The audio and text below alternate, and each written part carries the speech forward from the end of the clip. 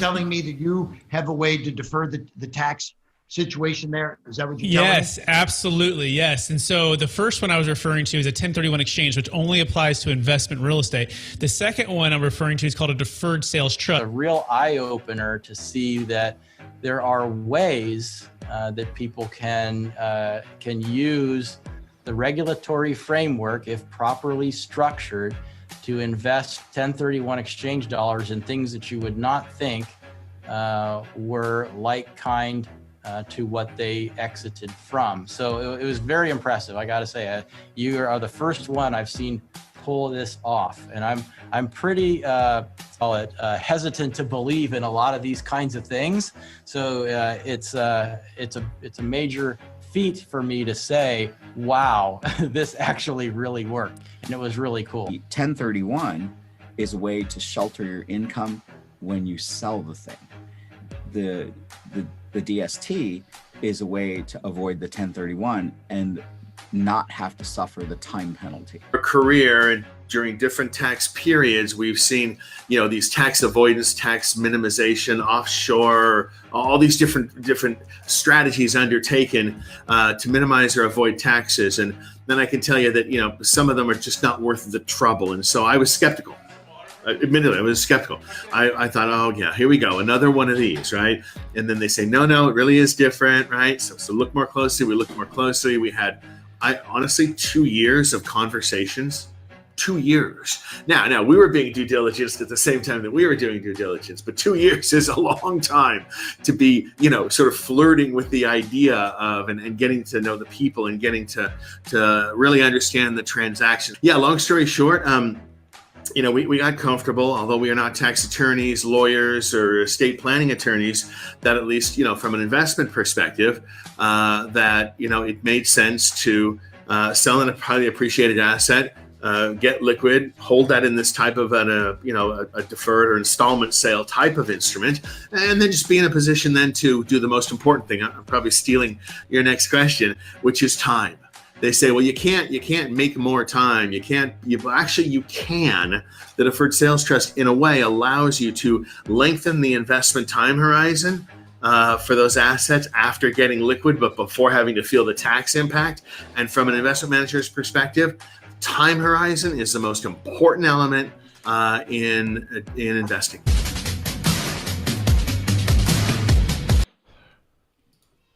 Hello, everybody, and welcome to another Capital Gains Tax Solutions Mastermind on the Deferred Sales Trust. Excited for you to be here. We are recording Easter weekend. It's Friday, 4/15, and we believe that most high net worth individuals and those who help them, they really struggle with clarifying their capital gains tax deferral options, and not having a clear plan is the enemy. And using a proven tax deferral strategy such as the Deferred Sales Trust is the best way, or one of the best ways, if not the best way, to exit highly appreciated assets, so you can exit like a millionaire and you can unlock the transformational wealth planning that this gives to you. We're in a state of more of tax flow versus just cash flow, and it's now more important than ever to have a plan and to have a team of professionals to help you execute the plan, to keep more of your hard-working dollars in your pocket and invest it so that it can grow the economy, create more jobs, do a bunch of good for a lot of people, and maybe even give it away and to charitable causes that you believe in. All tax deferred. For those who don't know me, my name is Brett Swarts, and I'm the founder of Capital Gains Tax Solutions. And we host a podcast. Obviously, we have a YouTube channel if you're watching this on YouTube. And we help individuals every single week decipher whether or not the Deferred Sales Trust is a good fit or not. And then we invite everybody to this mastermind. It's kind of like Deferred Sales Trust University, where we open up the playbook and we share the actual deals that are closing so that we can help you overcome any false beliefs of, is this too good to be true? My CPA never heard about it. Is it worth it for me? Does it work in this situation? There's so much that's not out there, and we want to make the Deferred Sales Trust simple for you right now. And I don't just do this alone. I have some amazing strategic alliances, some amazing business partners, and some amazing clients that also come on. And then you, maybe the person learning about this for the first time, we welcome you. So if you could do me a favor, if you could type in the chat where you're from, what's your expertise, maybe you're helping high net worth individuals. Maybe you are a high net worth individual yourself. We want to you can be your first name and where you're from. And then also, if you're watching this on Facebook, do the same thing. That helps to increase the algorithm, if you will, so that more people can learn about this. And I want to introduce you to somebody who is a dear friend of mine, as well as an expert. They say to get into the room with people that are smarter than you so that you can become smarter. And I really believe that this gentleman is one of the smartest persons I've ever met. He's a financial advisor. I call him the CPA whisperer. He's brilliant. Please welcome my co-host, one of my business partners, Jake Millichap. How you doing? Doing very well, Brett. Thank you so much for that great introduction. Happy to be here and excited about this mission of ours to help more people learn about the Deferred Sales Trust. And give us a little bit more about the vision. I talked about it a little bit, but how's the vision in your words, Jake? Absolutely. Anybody that has a highly appreciated capital asset, something that shows up on your balance sheet, you go to sell that capital asset, whether it be crypto, whether it be intellectual property, a patent, copyright. If you're an artist, it could be a song title, it could be a catalog, or real estate. Any of these assets that have highly appreciated over a short period of time, long period of time, if you're going to sell those and you're hesitant because of the tax ramification or the pain of the tax is just so great that you'd like to see what other options are out there, then the Deferred Sales Trust may be a good fit for you. We like to help those individuals defer the recognition of that transaction so that they don't have to pay those taxes today. They can continue to reinvest the gross proceeds of that sale rather than net proceeds after divvying it out amongst the various taxing entities. And how much is that usually? Like if you sell something, Jake, like depending on what state you're in, of course, but generally speaking, you say you bought something for $1 million and it's worth $3 million, you got about a $2 million gain. What's the percentage on that gain? Like how much is going to be taxed? Like what is that number typically? Yeah, so the most favorable outcome of that might be around, let's say $400,000 or 20% for the capital gains tax rate. Then tack on another 3.8% for the Obama tax. And then of course it depends on your state. If you're in Florida, then that, you're okay. That's pretty good. If you're in other states, such as California, which does not recognize a more favorable tax rate for capital gains, then you're subject to the state tax rate, which, Brett, you're in California. What's that rate? It's 13.3, and it's brutal, right? And I call it Taxafornia because, we grew up and we kind of just become immune, not immune to it, but it's like the frog that sits in the water, the boiling water. Like it's just, you kind of just used to it. But you look around and you go, wow, this isn't, Puerto Rico or Nevada or Texas or Florida or these tax-friendly states like Wyoming. Like, wow, like there's something that's different out there, which also goes, well, maybe there's different strategies to solve this problem, right? And I always say, Jake, that the bigger the pain, the bigger the motivation to actually overcome that pain, right? It's pretty common sense. But you got to really look at those numbers because they're substantial. And some people get confused. They go, well, I'm at a lower tax bracket, Jake. I may have this cryptocurrency that's worth $3 million, but I'm only making $50,000 a year. Don't I just stay in that 15% bracket? Could you dispel that myth for us right now? Yes, and so you don't. In fact, the sale of a capital asset changes your AGI. That's going to change your tax ramification across all other income that you've had during that year. And so it's not just the sale and recognition of the sale of this one asset or this one transaction or series of transactions you're going to have this year, but all the other income combined that you're going to earn, it all jumps up into higher brackets. And, through proper planning and proper structuring, getting in front of a deal before it happens. I mean, sometimes an opportunity comes along, you want to take advantage of it, right? But you might actually end up with more at the end of the day with a little bit of planning, such as what Brett and I help people do with a deferred sales trust. Yeah, by the way, it's not unlike what you already maybe have done, like an IRA or a 401k, where you're looking at ways to defer tax on retirement income, right? And so, or even current income that you have now in lieu of having some retirement income. Also, a 1031 exchange, likewise, you can defer the capital gains tax if you follow the rules. And the government gives these things so that it incentivizes us to do more transactions, to sell, to transact businesses, cryptocurrency, to exit one asset hopefully go into another that spurs more economic growth for them. So there's reasons why they do this. They can't force Jake or Brett or you to sell your asset, at a highly appreciated. They can encourage you through tax, right? That's the way they do it.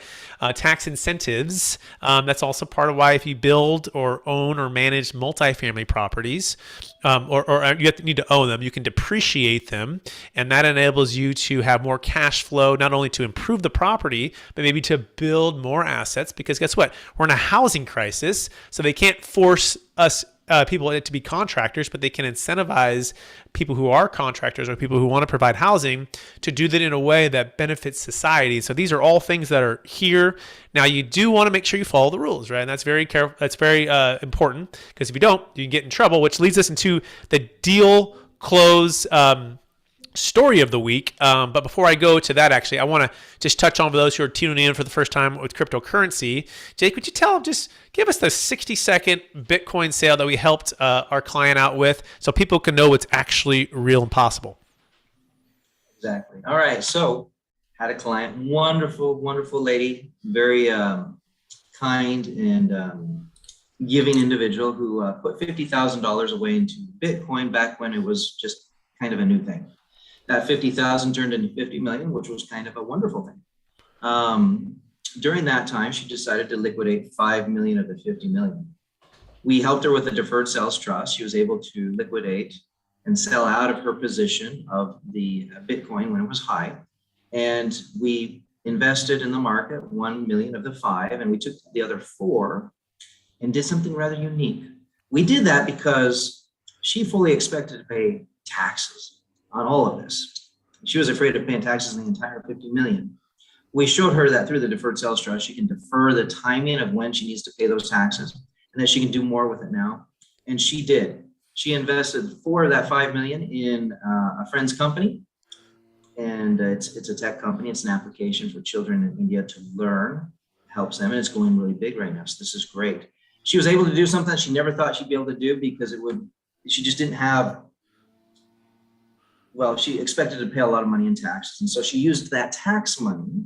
Instead of having to pay it today, she invested in a company, and now that company is doing good for the world as well as producing dividends. So all very exciting. It can be done. Crypto is can be a highly appreciated asset, and it does work with the DST. Yeah, and by the way, she sold it at $54,000 a coin, right? 5 million at $54,000 a coin, and then it went up to about 68,000. Then it dropped down to 35. So for that 5 million, she's able to diversify, which is really a powerful component of the deferred sales trust. In other words, you don't have to invest all of the funds back into crypto, like a like-kind 1031 exchange. You don't have to put it all into real estate. You don't have to put it all into securities. You don't have to put it all into a business venture. In fact, you can do all of those. You can mix and match and dollar cost average. Now, for her, being able to diversify unlocked a number of things for herself and her business partner, which was a startup seed capital for the business, as well as she can retire from her old job, working for a big tech company, and kind of build her and her business partner's dream with what they're doing. And so that's a cool thing. Now Bitcoin's working its way back up. We'll see. We did have another target of about 60,000 for another million or plus to come out. So we'll see where that goes in the future. But for those who are tuning in, that is kind of the cryptocurrency deal close story that we've done. We've done another one for Ethereum that was a $100,000 purchase that went to as high as $13 million. They exited $7.5 million, which was great. And they're looking at exiting more in the future as well. And then we have, I think, about 20 in the pipeline right now that are all kind of ready to go, and then things kind of dropped, and so working their way back up. But in the meantime, let's talk about the actual deal close story of the week that happened last week. And it's out of a great place. They say it's the most wonderful city maybe in the country. Jake, what do you think what city might be? Oh my goodness, Brett. I don't know. I mean, that's based on popular opinion. Guess. Well, it's sunny. It's southern. It's beautiful. It's on the West Coast. What do you think? Yeah. Okay, it's San Diego. Okay, San Diego, everybody. San Diego. Now, had a cool opportunity to spend some time together in college. Amazing place. In fact, my wife and family are going to be traveling down there next week for a big trip. Really cool. Anyway, so these partners in a property and a commercial real estate property are looking to sell, and they're looking to pay a big tax, and they're selling for around $12.5 million. Okay, and they say, oh my goodness, like we don't want to pay the tax, and we don't want a 1031 exchange. And they found us on YouTube. I think it was literally 21 days ago. Okay. That or they heard me on a podcast, one of the two, I'm not quite sure. But they saw us online. They started to dig into these videos, and like most things, we get a call. We're going to close quickly. Can you guys perform? And I say, well, it all depends. It all depends on the sale. It all depends on the contracts. It all depends on a lot of things. We like to say we want to do an x-ray of the deal. We want to determine if the deal, first of all, is eligible. What is eligibility? Well, $1 million net proceeds, $1 million gain. Okay.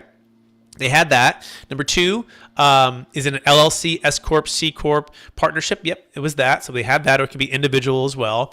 Number three, do we have the contract some time where there's still some contingencies remaining, which there was, so that's good. So all of like the actual practical things were there. Now it became well, can we trust these guys, right? And do we trust where the funds are going? And how do we know it's safe? How do we know it's protected? And that's where we put them in touch with the bank. We put them in touch, of course, with the tax attorneys, and we put them in touch with our client references. Our clients were amazing. They took calls and they responded. And we did it. We just closed it. I just closed it on officially on Monday. So it's actually this week. And it's cool. I'll be driving down there. I have never met him in person. We've only been on calls, but we'll get to meet him. I'll get to meet him in person. We'll stay at the Hotel Coronado, and we'll be meeting in person for the first time. But what's so cool about all of this that I really love is now I have a chance to serve their multiple families, because it was two brothers and then another friend. Actually, and one of the partners decided not to do the deferred sales trust. He decided just to pay his tax, which is cool, because in the deferred sales trust, we don't have to have all the entities moving. In fact, each partner can have their own trust and decide to go their own separate way. One of them decided to just pay his tax, which was fine. The other three decided, hey, we don't want to pay our tax. And so that is the deal close story of the week. Jake, any thoughts or feedback on what I just said? Yeah, so I was cutting out of reception a little bit. Which town did you say is this? It was San Diego. San Diego. San Diego. I should have known. Anyway, very nice. So one thing to really focus on there, like you mentioned, is the fact that with a 1031, if that's what they would have chosen, all the partners would have had to have done the same thing. So that's definitely, a degree of flexibility with the deferred sales trust that they, it's based on household, not on partnership status, not on how things were before. And that not only can you reinvest in other assets and diversify, but each household can make their own choice on what to do. Exactly. And so that is the deal close story of the week. Now we're moving into open questions for everybody. Okay. It could be questions. It could be comments. It could be concerns. It could be anything. Okay. So I'm going to open it up for anyone to ask Jake or me any questions and to discuss. It could be your live deal. It could be a potential deal. Anything. So, about anything we just said. And by the way, thank you for filling out, some of you folks. Looks like we got Kevin from Austin, Texas. Welcome, Kevin. We got Tom from El Dorado Hills. Welcome, Tom. We got Mudir from Dallas Fort Worth, Texas. We got Xavier from Dallas, Texas. We got Rebecca from Truckee, California. Thank you so much for putting that in the comments. So appreciate that. So I'm going to just go in order here. So Kevin, Mr. Kevin from Austin, Texas, any thoughts or questions on anything we just said or about the Deferred Sales Trust? No specific questions, but I was going to mention that San Diego is a fantastic city. So been there a few different times, but makes a lot of sense. And after our last conversation last week, did a little bit of research, and definitely fascinating on the DST side. Fantastic. Thanks for chiming in. We'll go down the line to the next person, Mr. Tom from El Dorado Hills. Tom, any questions, thoughts on anything we just talked about, or anything that comes to mind on the Deferred Sales Trust?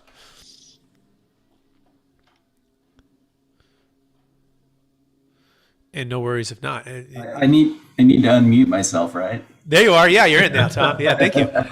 Sorry about that. So, quick question. I understand that one component of the deferred sales trust is that you basically get a loan, right? That's one of the components. The question that my wife and I have about it is at some point the loan is due, right? So how does that work? It's a great question. So at some point the loan is due. How does that work? So Jake, do you want to take that question? How would the structure in the note work? What does it look like typically, and what happens if it comes due? Absolutely. So after doing thousands of trusts, the law firm that authored and originated this strategy 25 years ago has established some best practices of how to get this all working and together. Essentially, should you have an asset, let's say that it's a house. It might be a house that you've lived in, so it's not eligible for a 1031. This is very much like one of Brad's clients that had a house in Palo Alto. And how much did that sell for, Brad? That was $8.3 million. And what was the basis? $6 million.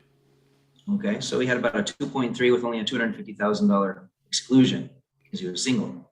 All right, so 2.3, and essentially what happened was there was a promissory note at closing because there was an exchange that took place.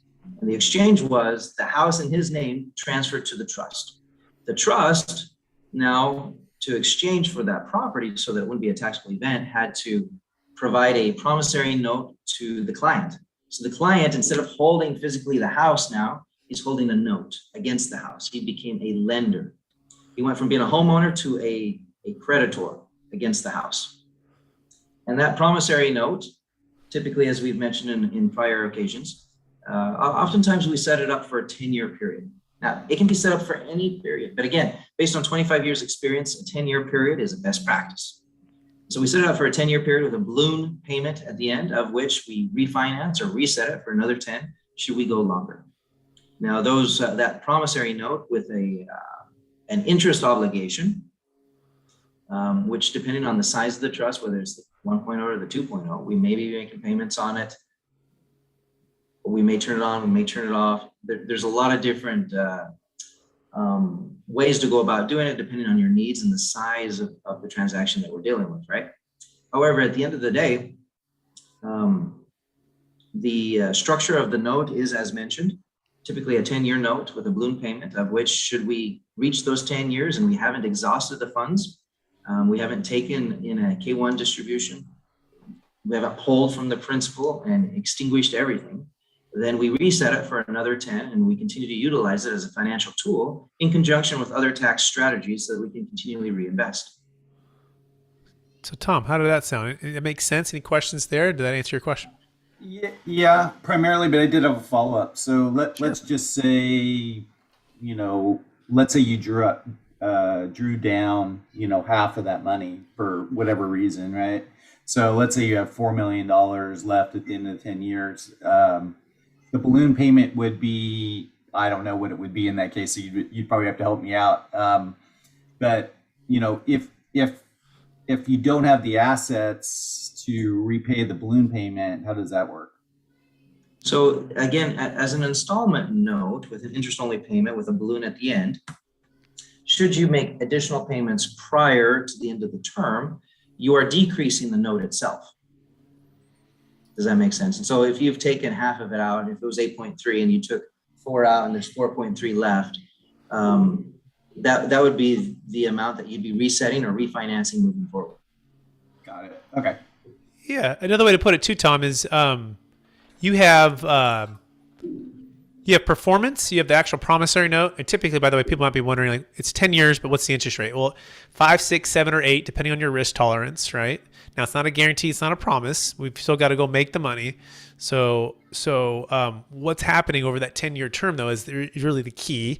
That the goal is to net, let's say it's 8% is the risk tolerance, net 8 after the recurring fees, net of the recurring fees. But let's say it only earns 7. Well, in the scenario where if you had 25, 35, 40, 50% in tax that you would have paid anyways, we're already way ahead. Most of our clients will live off interest-only payments, but they'll only take 4, 5, 6% payouts, and they'll keep a little cushion between that and the 8. But even after all of that, if it doesn't quite earn it, then it's still better than you were before, right? That's why we like to have the minimums. So the one thing we always try to focus on is time, right? Time is the one thing we can't get back, and it's the most important aspect of any investment horizon vehicle, right? So how much time? And the cool thing with the deferred sales trust is it can go for 10 years, and then when the balloon payment's coming, you can renew and kick the can for another 10 years, kick the can for another 10 years, and just keep that going, pass it to your kids. And again, hopefully we're out earning the fees as well as the interest rate, and you're only ever having to take the golden eggs, and the golden goose would be the initial principal. And the goal is to not eat the principal up, eat the golden goose that lays the golden eggs, which is the interest payments. Now you might be wondering, well, what do I pay tax on the interest payments? Well, it's a 1099 INT, pretty simple. You report it to your CPA, and you pay tax on that as ordinary income tax, unless you had partnered with the trust and purchased an investment real estate property. Now, then there's potential, if you're an active investor, to get some depreciation on that asset that could potentially offset that income, which is kind of cool, right? And this is like the tax flow strategy. It's not just cash flow. It's how do we tax engineer and optimize when we receive cash flow to offset it with depreciation. So these are all the things that we like to geek out about, to strategize with, to work on. Tom, does that answer the question or create some more? One follow-up. If at some point, if the asset or the trust, let's say somebody passes and it needs to go to the heirs, right? What happens with the basis at that point? Jake, you want to answer that one? Yeah, so that is one important thing to recognize here. So you're talking about basis, but we're also talking about the loan. So let's touch on the loan first. So typically this trust is a business trust, and it does not eliminate the need to have, a family trust and other things set up. Typically people move that so that it can transfer seamlessly onto their heirs, the promissory note. Now, if you're accustomed to having other assets step up in basis, like if you personally own some stock and your basis is $20 and now the stock is $500, one great benefit to passing away and leaving it to your heirs is that there's a step up in basis for your heirs. However, with this, Brett, based on conversations with the tax attorneys and everybody else, there is not a step up in basis for the promissory note or any type of forgiveness for that deferral. All right. So once it's outside of your estate and it's set up in this business trust, it has kind of a different type of longevity than that of your own life. That also comes with corresponding benefits. So it is true that should somebody pass away, other types of assets do get a step up in basis, and you might be losing that benefit by participating in this deferred sales trust. So if you're an elderly individual and you're thinking of selling or leaving items to your heirs, it might be a different conversation. However, because this is a business trust and it has a different type of longevity other than the natural life of an individual, it does provide a number of advantages based on somebody's circumstances. And so we are able to continually defer those same assets, and their deferral doesn't change, it doesn't reset, it doesn't recalculate. And we're able to. We might have lost Jake, so I'm going to continue to answer his question. I think he'll be back on. He's somewhere in, I think he's in Mexico today. So we'll come back to Jake when he comes back on. But to answer the question, it all depends, is what I would say. We have DST 1.0 versus DST 2.0. So yes, on DST 1.0, the fact that you're changing the nature, Tom, of an owner to a lender, by nature, to get a stepped up basis means you need to be an owner. So you've exited that ownership and became a lender. So that's DST 1.0. That's the most common deferred sales trust. And then yes, your kids will not get a stepped up basis because there's nothing to step up. It's just it's a loan. Now they can step into your shoes. So the tax is not triggered. They step into your shoes, and on DST 1.0, it is inside of your taxable estate, and they can continue the tax deferral, okay, and pay taxes on the income they receive, or if they cash out, they'll pay capital gains tax. So that's definitely a disadvantage versus a 1031 exchange or another asset that could receive a stepped up basis. Two things to that, though. We don't know that the stepped up basis is going to be around forever. Okay, they talked about taking it away. This even just months ago. It looks like it's staying here for right now. But number two, we have something called a DST 2.0, okay? Now, the DST 2.0 moves it outside of your taxable estate, which completely eliminates the need for not only and also passes to your kids' capital gains tax free, which eliminates the need for a stepped up basis. However, those payments that you receive during your lifetime, it's partial interest payments and partial capital gains tax. So you got to know that you're paying some of that along the way.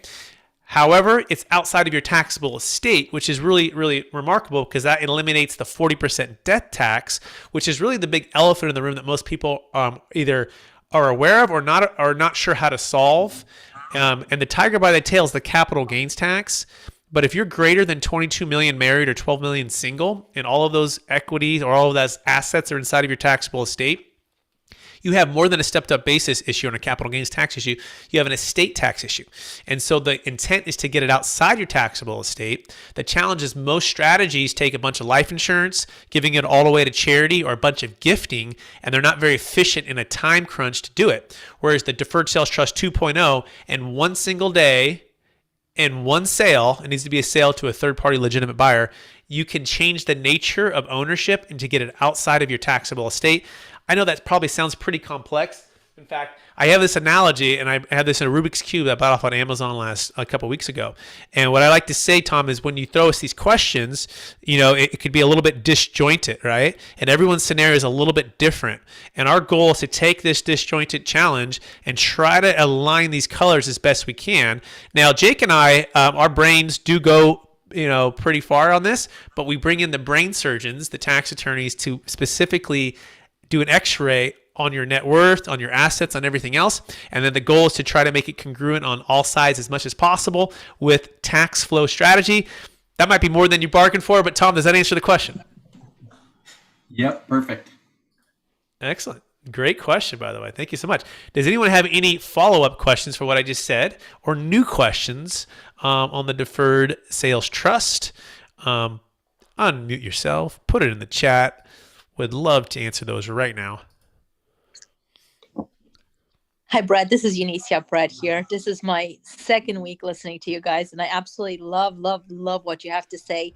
One of the things that I'd love to do is to connect with your team at some point in the near future to just discuss opportunities for us to potentially collaborate, because what we do is we are kind of the go between our clients and the big needs that they have, specifically when it comes to selling businesses or investing the money or minimizing taxes, et cetera, and figuring out what are the most creative and the best ways to do that. And I just love you guys' approach and the way you go about that. So would love to potentially continue that conversation. Thank you. Yeah, we welcome all professionals. We're in this battle. We actually want those that are passionate and open to working with others in a collaborative way and have a passion for exiting, highly appreciated assets, whether that be business, cryptocurrency, real estate, primary homes, all of the above. So thank you so much. Absolutely. Set a time with me on my calendar. Go to capitalgainstaxers.com and we can get you and Jake. We can all collaborate. Thank you so much for that. Who's next? Who has a question, thought, comment? Well, I'd love for you to unmute yourself. Say hello. This time is for you. Hey, Brett. It's Rebecca. I had a question. Hi. Nice to see you. Can you expand a little bit upon once the funds are in the Deferred Sales Trust, can you expand upon partnering with the trust for, let's say, another project? In my case, like building some more real estate. So, some investment real estate, like fourplexes or something like that. Absolutely. Thank you, Rebecca. Great question. By the way, Rebecca is one of our strategic alliances. She's a rock star realtor out of the Truckee, Tahoe area. So if you're looking for anyone for luxury or any kind of real estate up there, check out Rebecca. She's amazing, Rebecca Munson. So that is the best kept secret. Honestly, like if it wasn't for what I'm about to say to everybody right now, I honestly wouldn't be here. Like I'm a very entrepreneurial, grew up family, parents in real estate, construction, rentals, cash flow, hands-on, go create some wealth in the Bay Area is where we started out at. It wasn't always easy. Parents got divorced at a young age and then wealth went like to my dad and not to my mom, and I was with my mom most of the time. And I knew at a young age I wanted to have freedom and flexibility to build wealth with whatever I did in life and have a lot of margin. So fast forward, I go to Marcus and Millichap. I learn about the 1031 exchange. I still helping people doing investment real estate, building wealth there. And it was great. I loved it. The 2008 crash hits. Everything hits the fan. And I'm going, oh my gosh, this is tough. Like some lost everything. Some lost half. They had to dig their way out in the next 3 years. It was a mess. And what we found out was that the 1031 exchange at that point was their enemy, in 04, 05, 06, 07, before everything stopped. And the deferred sales trust was their best friend that they didn't know about. And so with that, we said, well, but people want to be able to do their own deals. Like that's how they made their wealth. Like that's how they've done that the last 10, 20, 30 years. Like the deferred sales trust, is that taking that advantage away to be able to go do that entrepreneurial spirit? And the answer is no. And actually you can partner with the trust. And well, what does that mean? Well, Rebecca and her husband, they build houses in Truckee, and then she also sells houses for people. Well, part of what they were doing is they were building, and in a 1031 exchange, remember, it's always equal or greater value, which meant they couldn't buy equal or greater value because it doesn't make sense, right? They bought land and they built and they sold it for a big price. And so they were just paying tax, and then they're walking and doing another one and paying tax. And every single time, especially in California, they're getting hit with about 37 to 40%, just gone. Well, the deferred sales trust, you can sell, not only defer that tax, but you can use that capital to fund your next business venture. So Jake Miller mentioned the cryptocurrency Bitcoin sale for our client who sold $5 million worth into, or exited $5 million into the trust without selling it. She exited it into the trust in exchange for a promissory note. But the next week she partnered with the trust, and for that $5 million, went into a business venture, all tax deferred, no timing restriction, no like-kind requirement, and it gave her the freedom to do what she wanted to do, be an entrepreneur, and use the money that she would have paid of tax to fund that business venture. And so step one is you exit into the deferred sales trust. Step two is you find that business venture of that real estate property, that land to build on, that fourplex to buy. That we have another client who's building 72 multifamily units in Tennessee after his exit. Whatever that business is, just like you would, or that venture is, then you form a brand new LLC. Now you're 100% owner of that LLC, but now you're looking for partners. You're looking for around. You're like, well, who's a partner? And Rebecca might partner with Brett, might partner with Jake or Pierce or somebody else, but Rebecca might also say, you know what? This trust over here owes me this $5 billion. It owes me at 8%. How about this? How about the trust partners with me into this LLC, puts up all of the capital. In this scenario, let's just say it puts up $4 million of capital and goes and buys an apartment complex for $4 million. We'll just keep it simple, all cash. And what's it going to ask for? Well, the trust is going to ask for 20% ownership of that LLC and an 8% preferred return. Now, Rebecca and her husband put no money into that LLC, but why are we able to do that? Well, because they're doing the sweat equity. They found the deal, they're managing the deal, or they're building the property, whatever, and the trust becomes a silent joint venture partner. Okay? And if we do it in that order, you remain tax deferred. So fast forward, what happens? Well, that $4 million, let's say it turns into $8 million over 5 or 10 years, whatever, right? What happens? Well, you got to pay back that original $4 million to the trust, which, by the way, owes you that $4 million typically at 8%. Okay, and you got to pay an 8% preferred on that $4 million, which I like to say it's kind of like borrowing from yourself, but it's not borrowing because if it was borrowing, it'd be taxable. It's a legitimate joint venture. Well, what happens to that additional leftover money? Well, it splits 80-20. Okay. Now that 80, let's say that 80 is 3.5 million, Rebecca. And that scenario, you could just, you and your husband, that's your money, you earned it. You can pay tax on that. But I have an inclination that you're probably going to say, you know what, Brett, can I defer the tax on this too? And we're going to say, you absolutely can. Well, how does that work? Well, you can set a second promissory note and the trust will purchase your position before it sells it to the ultimate buyer. So you'll have one trust, the original at $5 million at 8%, because all the money flowed back in. And then you have the same trust with a second promissory note at about $3.5 million at 8%. So that combined is about $8.5 million. And we call this rinse, wash, repeat. And we go do the same thing over and over again. So did that answer your question? It did. Yeah, definitely. So, Great thank you. question. All right. Now, I know that was a lot. And Rebecca's heard that about 20 times. Okay. So I know that's probably a lot for everybody else. So there's no bad questions here. This is the most important thing, I believe, and understanding to have the financial freedom, but also location freedom and entrepreneurial freedom that you can do with this trust. So does anybody have any questions on what I just said? So Brett, I've been getting messages from some people here in the group. And I figure that you're probably the best person to answer this because you've been handling this for 8 years now. 2009 is when I started. Yeah. Okay. So I think that's longer, right? What's that now? Yeah. Well, it's a good amount of years. That's 13 years. Yeah. Yeah. So the question is this: outside of the promissory note and the interest rate that's paid out and everything else. Say somebody rolls over $1 million, right? So they got $1 million in a DST and it turns into $3 million. Now, as the trustee, you're managing or facilitating, ensuring that tax returns are done and everything else for the trust, etc. So the question is, hey, based on the internal growth, should, whether it's crypto or whether it's some business entity or whatever, should the value go up substantially? Does the trust pay taxes on that growth above and beyond what was originally put in it? It's a great question. Yeah. And so the answer is typically it's not a part of it because it's typically operating at a loss. So this is a business trust. And with any business, there's income and there's expenses. Well, guess what the trust is typically, or it is able to do. It's able to expense not only the trustee fees and the financial advising fees and the tax return fees, right? But it's also able to expense what it owes to the note holder, which is, again, 5, 6, 7%, 8%, depending on your risk tolerance, right? And even if it hasn't paid you out yet. So let's do an example.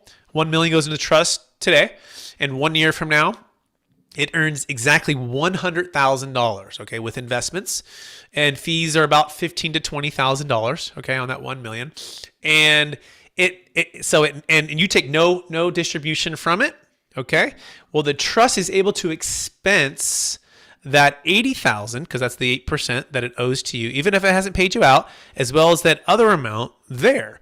And part of it because it's compounding the day it goes in. It's compounding at 8%. It's building up like this expense runway, right? And what's neat is it's earning, and it's kind of like an IRA or a 401k in this scenario, and that not only is the capital gains tax deferred, but all of the earnings is also deferred. So to the extent that it's now out earning itself on what it owes to you and the expenses, it's not paying tax, okay? And so that is the short answer. Now, here's the second part of this too.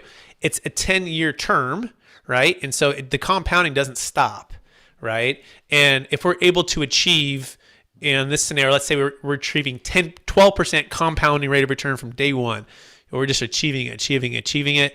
Yeah, at a certain point, there would be some delta there where the trust could pay some tax, but practically speaking, it typically is not. Does that answer the question, Jake?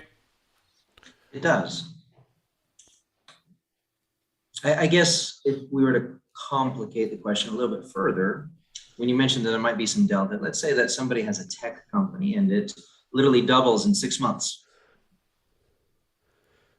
Yeah, so in that scenario, like our client, I mean, this could happen. I mean, she just did it a few months back, and let's say it doubles, right? Her $4 million that she put in goes to $8 million.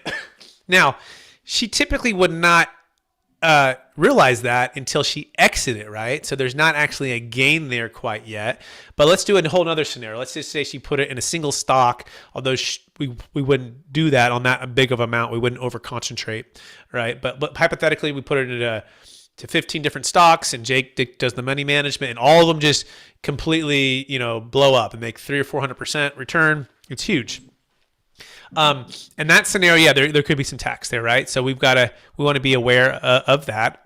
So hypothetically, yeah, if you make enough and we hit home runs enough, but at the end of the day, that's not a bad thing, because we're doing really well.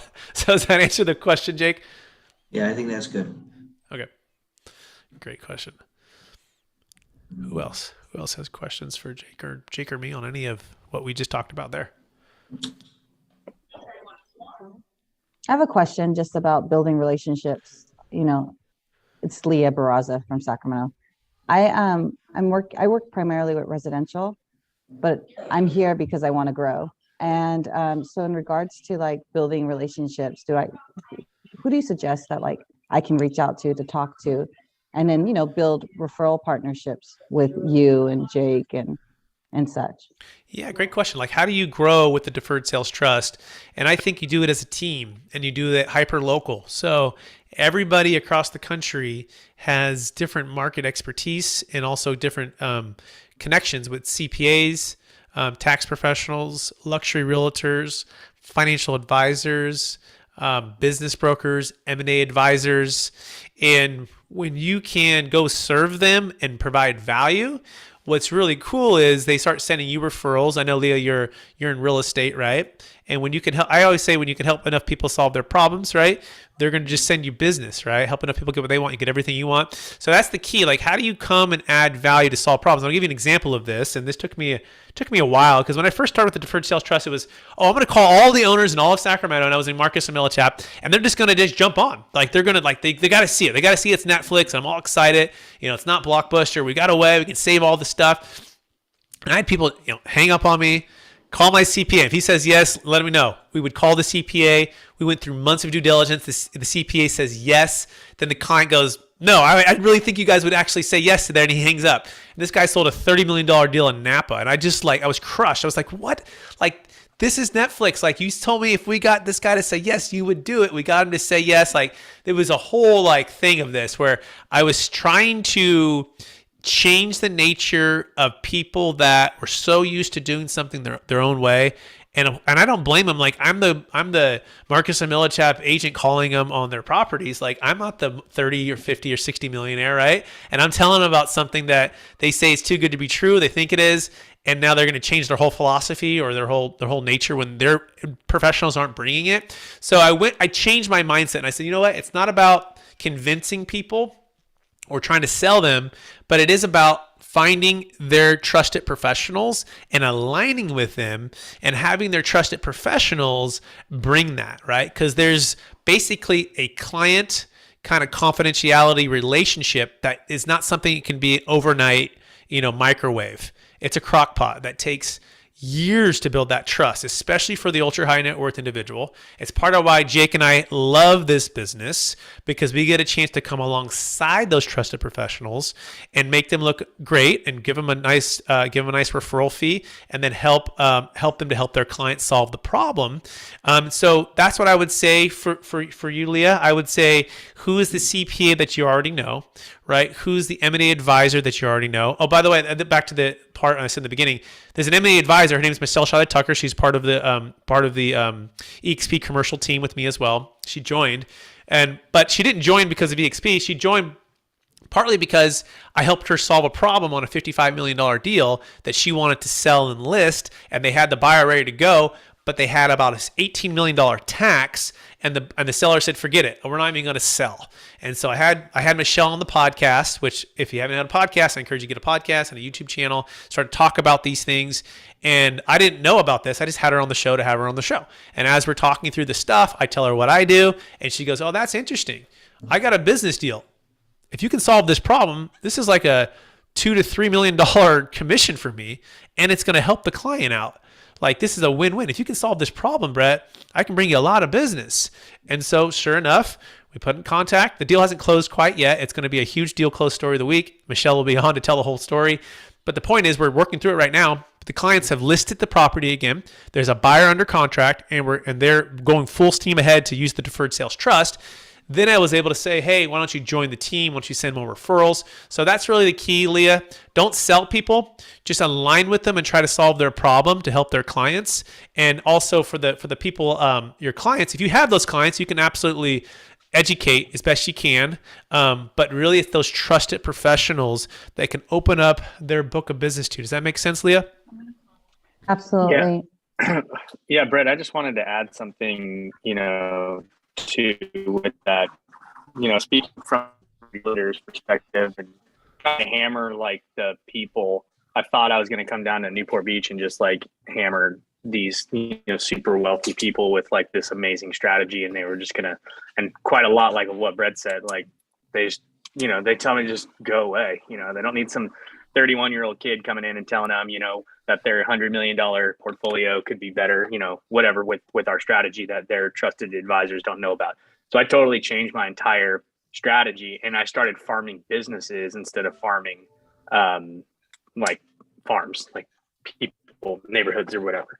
And that's been a lot more, effective in trying to get a hold and in touch with these people. It's not like I'm bringing it to them anymore. I'm bringing it to the CPAs and the financial advisors and the tax attorneys, and then they're telling their clients. And then on the back end, I'm hoping that they're going to give me the referrals. So that's kind of how I pivoted. A lot of like what Brett said, but just kind of like, I don't know, saying it a different way, I guess.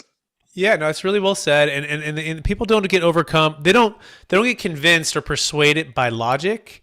They get persuaded and maybe they have a change of mind by story. So the other thing I would say too is while you're having these conversations with the client and or the professional, that you're just using story, right? You're saying, let me just tell you a story. Okay. It was a person in Palo Alto. He's the number one realtor in Palo Alto for 30 years. He sells $100 million a year every year. And he is frustrated because he has his house is selling for $8.3 million. He has a $6 million basis. His 6 kids are gone. He wants to move out of California and go to Nevada, like, half of the population. But he has his capital gains tax of about $800,000 to $1 million. And he literally can't sell because he has debt of about $6 million and another $1 million capital gains tax, and after closing cost, like he's walking with nothing. And so he finds out about the Deferred Sales Trust, and he thinks it's too good to be true, like because he's been a masterful business person for years in the industry of everything, and he actually sits down and is open-minded enough to learn about it. But not just that, he brings a CPA in to learn about it, and they go through it for months and months and talk with references and clients and the banks and all of this. And he closed the deal and he moved to Nevada, and the realtor was able to get paid, everything. And then this is this quote that he said. He said, Brett, you should take this to every single luxury realtor in the country. This should be what they're telling every single one of their clients. I literally have had sold so much real estate over 30 years in Palo Alto. I can't tell you probably $100 to $200 million of tax that everyone has paid that they didn't know about this. And so I didn't try to convince somebody to change everything. I just told that story. So I would take this story, rewind this, play it again, rewind it, write it down, put it in your own words, and say, hey, join our mastermind. Come hear these actual stories that are closing. Know that it's a 26-year track record, thousands of closes, billions under management, over a dozen no-change IRS audits, all no cost, no obligation. We don't charge anything unless they close the deal. Just come and be open-minded enough. Does that make sense, Leah? Yeah, thanks so much, Pierce and Brett and Jake again for putting this on. Like I've said before, if you can hear in other shows that I every time that I'm coming on here, I've been on here for, I don't know, two months now, 3 months. And I can feel my mind literally expanding. I have one of my realtors on here today, and he is like texting me. He's like, I don't really know what they're saying, but and that's the whole point. I said, it's hard to be inside these masterminds. And so for Brett Swarts to be able to give this out to the community like this for free, I'm telling everybody, like, you guys need to understand what's going to be happening soon. There's going to be a shift with blockchain. Big shift. Thank you, Leah. Thank you so much for that, and keep coming back and keep learning and keep growing here with you. We love that you're part of the community. By the way, I do have a question from Aaron, and Aaron says, "Can you speak to the issue of how you?" And this is on the message board. Can you speak to the issue of how you handle and are taxed on subsequent sales of the new replacement investments that the trust makes? For example, say one of your trust new investments is in stock or anything else that you wish to trade out of again into something else, say 6 months later. Okay, so the flexibility of the Deferred Sales Trust is fantastic in that you can exit what we call optimal timing. It's one of the foundational principles of the Deferred Sales Trust. You don't have to do a 1031 exchange shotgun wedding. In fact, you can sell high and buy low. And there's no replacement requirement. There's no debt replacement requirement. There's no like kind requirement. That's why 1031 is Blockbuster, and that's why the Deferred Sales Trust is like Netflix. Okay, so the trust investments can go in between different asset classes. Question is, what's a good time for that? Well, you have the financial advisor, Jake Miller, okay? You have yourself, you have the trustee, and we're going to strategize, okay? And you have to approve of all investments, and I have to approve too because I'm a trustee, right? That's important. I understand that relationship. But as a team, we're going to say, what is a good time to do that? So you could buy a stock today. 6 months from now, it goes very high. You could exit that stock, goes back into the bank account at the trust, okay? Then from there, it could partner with you into a new LLC to go buy investment real estate, or vice versa. You could start with investment real estate. It goes very high. You exit back into the trust. Then we invest into securities, okay? And so it's ebbing and flowing, diversifying, keeping liquidity, diversification.